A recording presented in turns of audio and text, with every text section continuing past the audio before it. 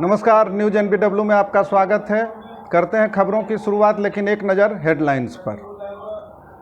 सीतामढ़ी में दुष्कर्म एवं हत्या मामले में बेटी को न्याय दिलाने के लिए 4 महीने से दर दर भटक रहा है पिता।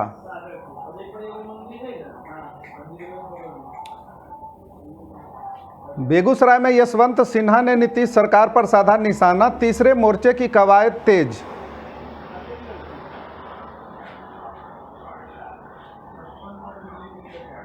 लखीसराय से पूर्व राजद विधायक फुलेना सिंह ने पुलिस की कार्यशैली पर उठाए सवाल।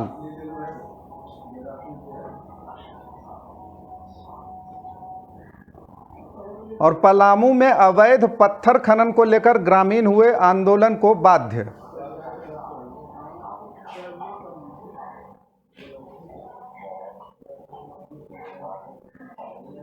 और अब खबरें विस्तार से।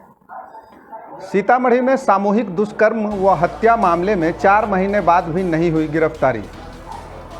सीतामढ़ी जिले के पुनौरा थाना क्षेत्र के रंजीतपुर गांव में बीते 11 अप्रैल को 10वीं की छात्रा के साथ दरिंदों के द्वारा सामूहिक दुष्कर्म कर हत्या किए जाने पर इलाके में सनसनी फैल गई थी।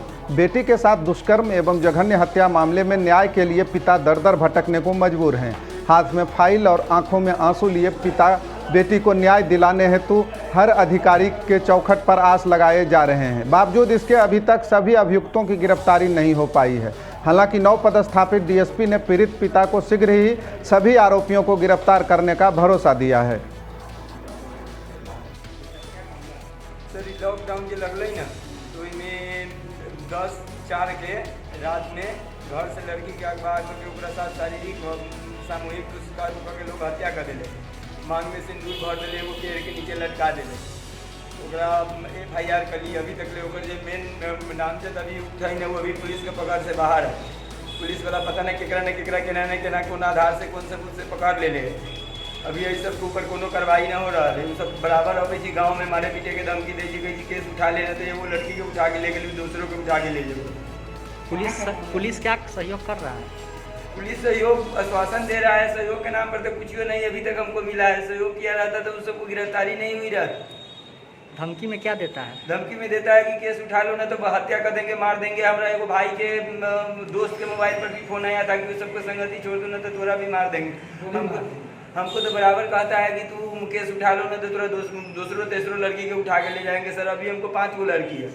आप ही के बेटी के साथ हुआ था? जी, सबसे बड़ी लड़की थी। मैट्रिक की परीक्षा हम दे ली थी। कहाँ का मामला, कौन सा थाना क्षेत्र? सर पुनौरा थाना क्षेत्र के मामला है। रंजीतपुर पूर्वी गांव के, रंजीतपुर पूर्वी पश्चिमी के। क्या नाम है आपका? राम नरेश यादव।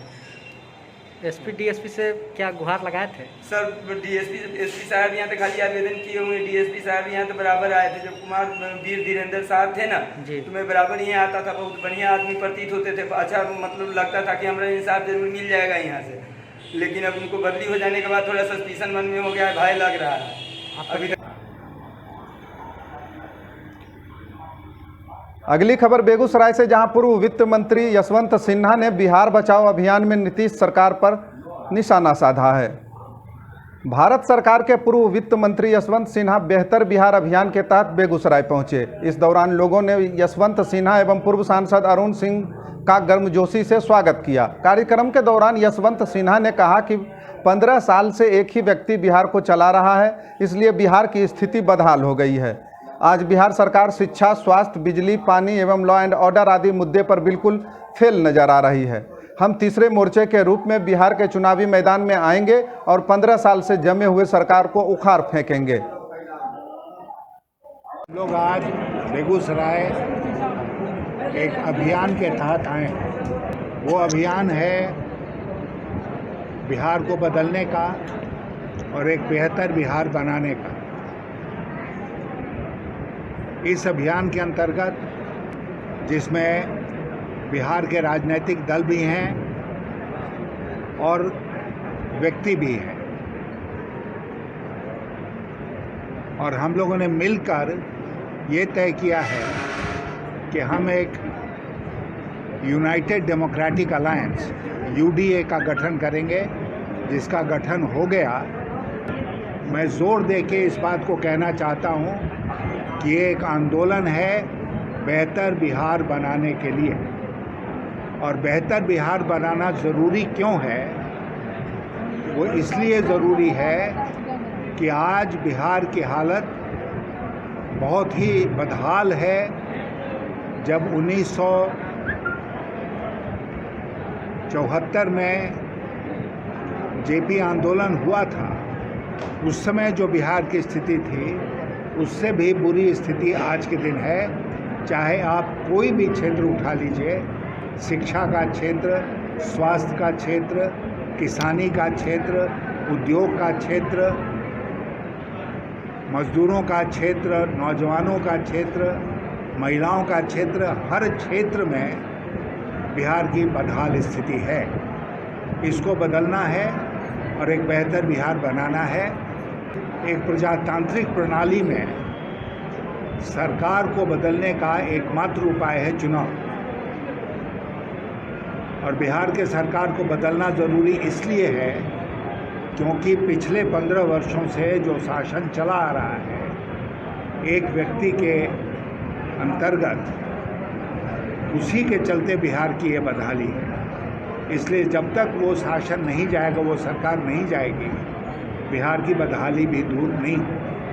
और इसलिए जो हम लोगों का गठबंधन है यूडीए, उसने तय किया है कि हम मजबूती के साथ चुनाव लड़ेंगे और हमारी पूरी कोशिश होगी कि बिहार में सरकार भी बदले, समाज भी बदले और बिहार एक बेहतरी की ओर आगे बढ़े।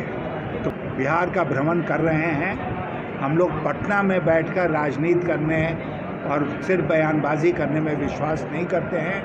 इसलिए अगर रिस्क भी है, खतरा भी है, तो उस खतरे को उठाकर हम लोग लोगों के बीच में जा रहे हैं, पत्रकारों के बीच में जा रहे हैं और कोशिश कर रहे हैं कि हमारा जो संदेश है वो जन जन तक पहुँचे। हमारा गठबंधन चुनाव लड़ेगा। अगली खबर जमशेदपुर से। स्वास्थ्य मंत्री की सामाजिक संस्था की ओर से जमशेदपुर के एक अस्पताल को पीपीई किट डोनेट किया गया। झारखंड सरकार के स्वास्थ्य मंत्री बन्ना गुप्ता के सामाजिक संस्था की ओर से स्थानीय कांग्रेस पार्टी के कार्यकर्ताओं ने पीपीई किट का वितरण किया। पीपीई किट इस संस्था ने एमजीएम अस्पताल को दी है। फिलहाल 100 पीपीई किट अस्पताल को डोनेट किया गया है, जबकि इससे पहले भी संस्था द्वारा 500 से ज़्यादा पीपीई किट शहर के विभिन्न अस्पतालों को डोनेट किया जा चुका है। संस्था का उद्देश्य कोविड-19 पर अंकुश पाने में स्वास्थ्य कर्मियों की मदद करने की है।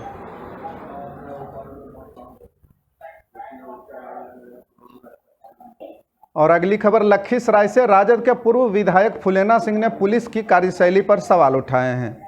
लखीसराय जिले के पूर्व राजद विधायक फुलेना सिंह को अपने चचेरे भाई संजीत सिंह हत्याकांड में कोर्ट द्वारा जमानत मिलने के उपरांत फुलेना सिंह ने कहा कि मुझे न्यायालय पर पूर्ण भरोसा है। पुलिस की कार्यशैली पर सवाल खड़ा करते हुए पूर्व विधायक ने कहा कि पुलिस अगर इस केस की सही जांच करती तो मुझे पहले ही क्लीन चिट मिल जाती और मुझे न्यायालय का दरवाज़ा खटखटाना नहीं पड़ता। साथ ही फुलेना सिंह ने लखीसराय से राजद का टिकट मिलने का भी दावा किया है। घरेलू मामला था, उसमें थोड़ा सा प्रशासन अगर सक्रिय रहता तो हम लोग तो 15 दिन में 10 दिन में यहीं सुपरविजन होकर फ्री हो जाते, लेकिन प्रशासन की निष्क्रियता के कारण और लॉकडाउन के कारण कोर्ट बंद रहने के कारण थोड़ा देर लगा। बेल मिला, अच्छा है। क्या लगता है राजनीतिक षड्यंत्र के तहत आपको फंसाया गया था क्या? और हम क्या कहें इसको, राजनीतिक षड्यंत्र क्या कहें, लेकिन प्रशासनिक अक्षमता तो जरूर कहेंगे हम। चाहे लॉ एंड ऑर्डर होता है, पदाधिकारी का काम है अच्छे ढंग से देखना, सुपरवाइज करना, कौन दोषी है कौन निर्दोष है, क्या घटना है न है, इसको समझना। और इसको अच्छे ढंग से नहीं समझे तो कोई न कोई तो दोषी है इसमें। न्यायालय पर भरोसा था आपको? हाँ, न्यायालय पर तो भरोसा है ही, और न्यायालय तो भरोसा के लायक हम लोग को एंटी सेक्रेटरी बाहर से बाहर बेल दे दिया, तो बहुत भरोसा था और जो था तथ्य को समझा और समझ करके हम लोग को किया। विधानसभा चुनाव के ठीक पहले आपको जमानत मिली है, राजनीतिक सरगर्मी तेज हो गई है लखीसराय विधानसभा क्षेत्र में, क्या मानते हैं आप? अब विधानसभा चुनाव तो नज़दीक आ ही गया है और सरगर्मी तो जब समय आता तो होता ही है, सरगर्मी तेज है ही। और हम लोग भी सब दिन पब्लिक में लगे हुए हैं, लगे रहते हैं। टिकट नहीं मिलता तो यो जनता के साथ हैं, जीत गए तो यो हैं, हार गए तो यो हैं, तब फिर हम जनता के साथ हैं और फिर हम भी अपना काम में लग जाएंगे। क्या लगता है दावेदारी रहेगी इस बार आपकी? हाँ, चुनाव लड़ेंगे यार, इसमें कहाँ कुछ है। चुनाव लड़ेंगे और पार्टी से लड़ेंगे, इसमें कहीं कोई कन्फ्यूजन नहीं है। हमारा पुराना पार्टी है, इसमें कहाँ कोई बात। तो और भी लोग हैं जो कि वो दावेदारी ठोक रहे हैं। हर पार्टी में 5 उम्मीदवार दौड़ते हैं, ऐसा कोई नया बात नहीं है, होता है। हम कह रहे हैं कि हम लेके आवेंगे, वो भी कह रहे हैं। बढ़ते हैं आगे खबर पलामू से। पलामू में अवैध पत्थर खनन के खिलाफ ग्रामीण आंदोलन पर उतर आए हैं।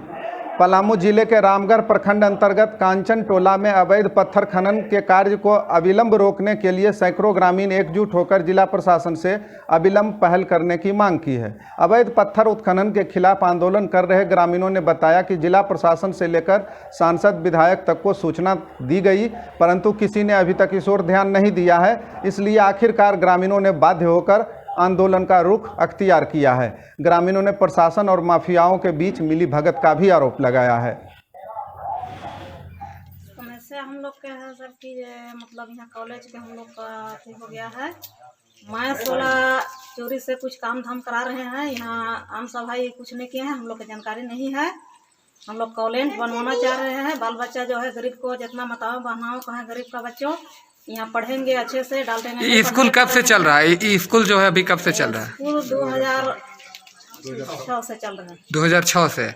तो माइंस जैसे कि माइंस का अथी हो गया तो आप लोग को पता नहीं चला? नहीं पता चला। ये माइंस चोरी से किए हैं, हम लोग को पता नहीं है। गांव के हम कोई आम सभा नहीं हुआ है, ना कोई जानकारी नहीं हुआ। जानकारी हुआ इसके मतलब हम लोग विरोध में, इसको विरोध में गांव आप विरोध कर माइंस का विरोध करती हैं? माइंस को विरोध करते हैं। क्या कॉलेज बनना चाहिए। क्या सरकार से क्या मांग करती हैं? सरकार से मांग कर रहे हैं कि हम लोग के बाल बच्चे के आगे के कॉलेज बनवाने के लिए हम लोग उपस्थित हैं। सब जितना भी है हम लोग रामगढ़ प्रखंड का।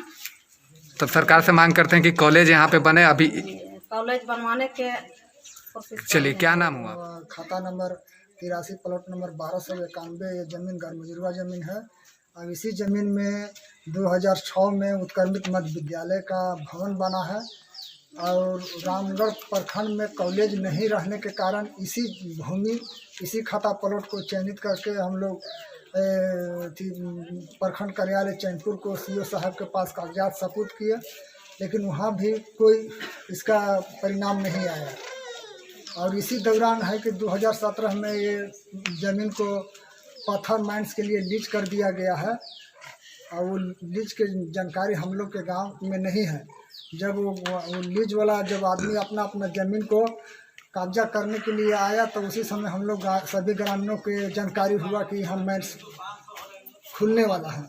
तो हम सब ग्रामीण यहाँ के विरोध करते हैं कि ये ज़मीन हम लोग स्कूल के लिए ज़मीन हम लोग देंगे, माइंस के लिए नहीं, क्योंकि चारों ओर बस्ती से घिरा हुआ ये भूमि है।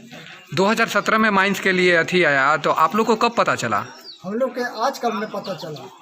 आजकल में पता चला। आजकल में पता आप लोगों ने इसके खिलाफ कहाँ अभी तक आवेदन दिया है? हम लोग डीसी के पास आवेदन दिए 2 बार, अनुमंडल में दिए, सीओ साहब के दिए हैं, प्रखंड विकास पदाधिकारी को दिए हैं और क्षेत्रीय विधायक आलोक कुमार चौरसिया को भी दिए हैं और बीडी राम को भी दिए हैं और खनन विभाग सचिव को भी दिए हैं। मुख्यमंत्री जी के कार्यालय में भी ईमेल द्वारा भेजा गया है, लेकिन अभी तक कोई कार्रवाई नहीं हुआ।